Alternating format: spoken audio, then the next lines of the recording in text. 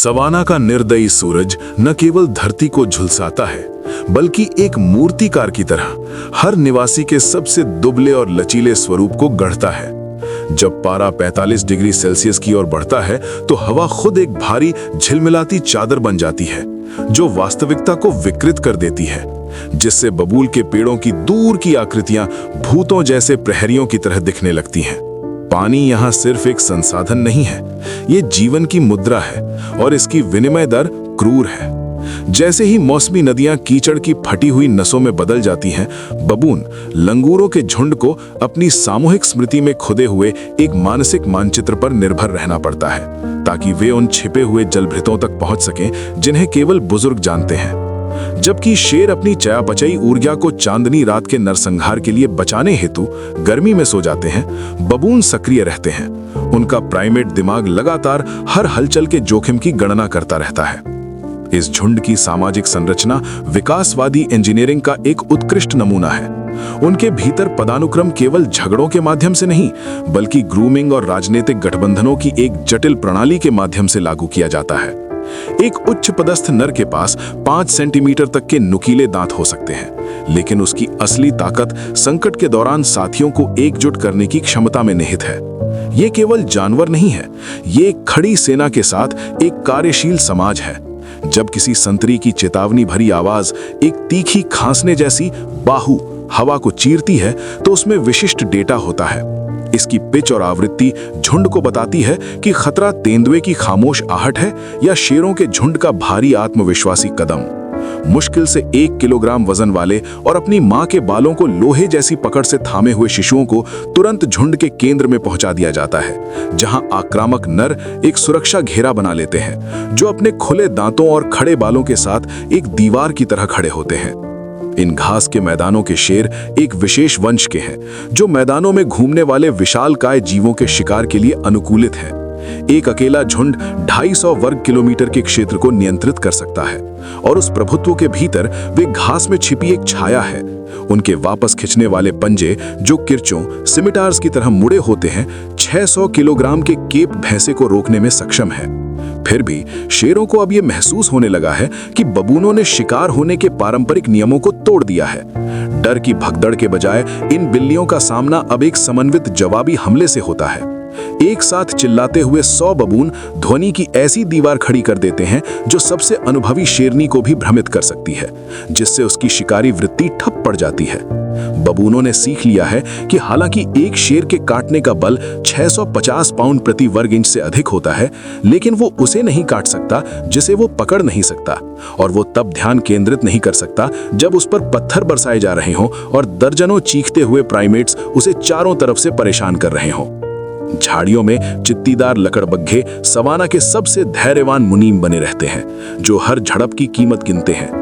1100 pound प्रति वर्ग inch का दबाव डालने वाले जबड़ों के साथ, जो जिराफ की फीमर जांघ की हड्डी को भी पीसने के लिए पर्याप्त हैं, वे शेरों या बबूनों की एक घातक गलती का इंतजार करते हैं।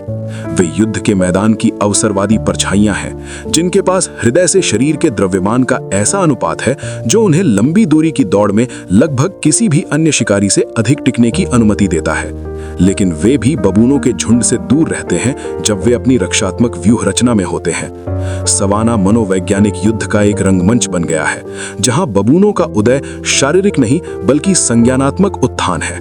वे पहले ऐसे जीव हैं जिन्होंने अपने से ताकतवर शिकारियों के खिलाफ परिदृश्य को उपयोग करना सीखा है, पेड़ों को किलों में और एकता को सामूहिक ध्यान भटकाने वाले हथियार में। जैसे ही जंगली भैंसा अंततः अपने झुंड में वापस शामिल होता है, उसकी हांफती हुई पसलियां और धूल से सने बाल मौत के करीब के उस अनुभव की गवाही देते हैं। शेर अपनी चोटों को चाटने और अपनी रणनीति पर विचार करने के लिए दरारों की छाया में पीछे हट जाते हैं। पुरानी व्यवस्था, जहां पंजा ही आखिरी शब्द था, उसे एक शोर मचाने वाले और प्रतिभाशाली समूह द्वारा चुनौती दी जा रही है। सुनहरी घास कई रहस्य छिपाती है, लेकिन उनमें सबसे मुखर ये एहसास है कि अस्तित्व की इस जंग में सबसे खतरनाक जानवर वो है जो समूह में सोचता है। सूरज क्षितिज के नीचे डूब जाता है, आसमान को कुचले हुए फल और सूखे खून के रंगों में रंग देता है, लेकिन लड़ाई अभी खत्म नहीं हुई है। अंधेरे की आड़ में बबून सबसे ऊंची चट्टानों पर शरण लेते हैं, उगते हुए चंद्रमा के सामने उनकी नुकीली परछाइयां नीचे भूतों जैसे चलते शेरों को देखती रहती हैं। दोनों पक्ष घास के मैदान के ताज के लिए इस शाश्वत प्रतियोगिता को फिर से शुरू करने के लिए अगले दिन की पहली किरण का इंतजार करते हैं। सवाना का निर्दयी सूरज न केवल धरती को झुलसाता है, बल्कि एक मूर्तिकार की तरह हर निवासी के सबसे दुबले और लचीले स्वरूप को गढ़ता है। जब पारा 45 डिग्री सेल्सियस की ओर बढ़ता है तो हवा खुद एक भारी झिलमिलाती चादर बन जाती है, जो वास्तविकता को विकृत कर देती है, जिससे बबूल के पेड़ों की दूर की आकृतियां भूतों जैसे प्रहरियों की तरह दिखने लगती हैं। पानी यहाँ सिर्फ एक संसाधन नहीं है, ये जीवन की मुद्रा है और इसकी विनिमय दर क्रूर है।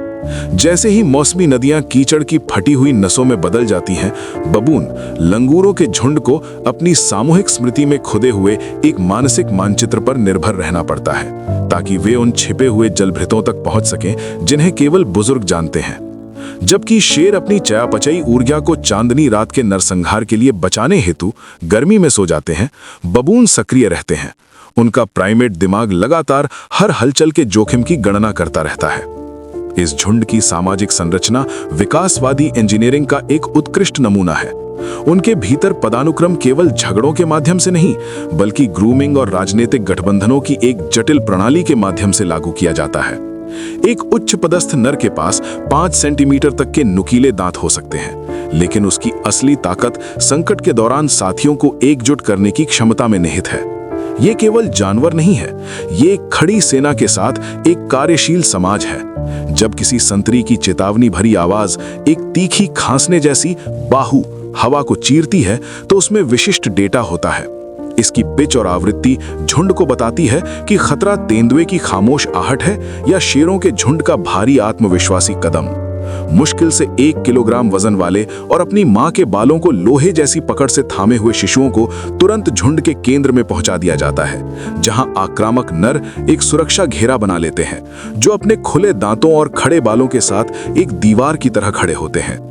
इन घास के मैदानों के शेर एक विशेष वंश के हैं, जो मैदानों में घूमने वाले विशालकाय जीवों के शिकार के लिए अनुकूलित है। एक अकेला झुंड 250 वर्ग किलोमीटर के क्षेत्र को नियंत्रित कर सकता है, और उस प्रभुत्व के भीतर वे घास में छिपी एक छाया है। उनके वापस खिंचने वाले पंजे, जो किरचों सिमिटार्स की तरह मुड़े होते हैं, 600 किलोग्राम के केप भैंसे को रोकने में सक्षम है। फिर भी शेरों को अब यह महसूस होने लगा है कि बबूनों ने शिकार होने के पारंपरिक नियमों को तोड़ दिया है। डर की भगदड़ के बजाय इन बिल्लियों का सामना अब एक समन्वित जवाबी हमले से होता है।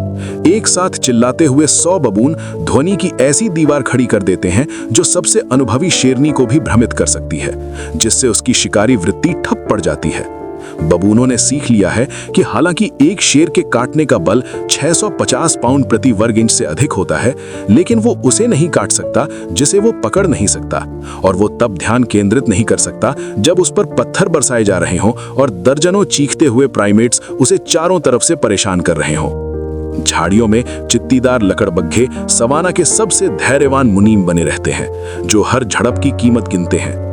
1100 पाउंड प्रति वर्ग इंच का दबाव डालने वाले जबड़ों के साथ, जो जिराफ की फीमर जांघ की हड्डी को भी पीसने के लिए पर्याप्त हैं, वे शेरों या बबूनों की एक घातक गलती का इंतजार करते हैं। वे युद्ध के मैदान की अवसरवादी परछाइयां हैं, जिनके पास हृदय से शरीर के द्रव्यमान का ऐसा अनुपात है जो उन्हें लंबी दूरी की दौड़ में लगभग किसी भी अन्य शिकारी से अधिक टिकने की अनुमति देता है। लेकिन वे भी बबूनों के झुंड से दूर रहते हैं जब वे अपनी रक्षात्मक व्यूह रचना में होते हैं। सवाना मनोवैज्ञानिक युद्ध का एक रंगमंच बन गया है, जहां बबूनों का उदय शारीरिक नहीं बल्कि संज्ञानात्मक उत्थान है। वे पहले ऐसे जीव हैं जिन्होंने अपने से ताकतवर शिकारियों के खिलाफ परिदृश्य को उपयोग करना सीखा है, पेड़ों को किलों में और एकता को सामूहिक ध्यान भटकाने वाले हथियार में। जैसे ही जंगली भैंसा अंततः अपने झुंड में वापस शामिल होता है, उसकी हांफती हुई पसलियां और धूल से सने बाल मौत के करीब के उस अनुभव की गवाही देते हैं। शेर अपनी चोटों को चाटने और अपनी रणनीति पर विचार करने के लिए दरारों की छाया में पीछे हट जाते हैं। पुरानी व्यवस्था, जहां पंजा ही आखिरी शब्द था, उसे एक शोर मचाने वाले और प्रतिभाशाली समूह द्वारा चुनौती दी जा रही है। सुनहरी घास कई रहस्य छिपाती है, लेकिन उनमें सबसे मुखर ये एहसास है कि अस्तित्व की इस जंग में सबसे खतरनाक जानवर वो है जो समूह में सोचता है। सूरज क्षितिज के नीचे डूब जाता है, आसमान को कुचले हुए फल और सूखे खून के रंगों में रंग देता है। लेकिन लड़ाई अभी खत्म नहीं हुई है। अंधेरे की आड़ में बबून सबसे ऊंची चट्टानों पर शरण लेते हैं। उगते हुए चंद्रमा के सामने उनकी नुकीली परछाइयां नीचे भूतों जैसे चलते शेरों को देखती रहती हैं। दोनों पक्ष घास के मैदान के ताज के लिए इस शाश्वत प्रतियोगिता को फिर से शुरू करने के लिए अगले दिन की पहली किरण का इंतजार करते हैं।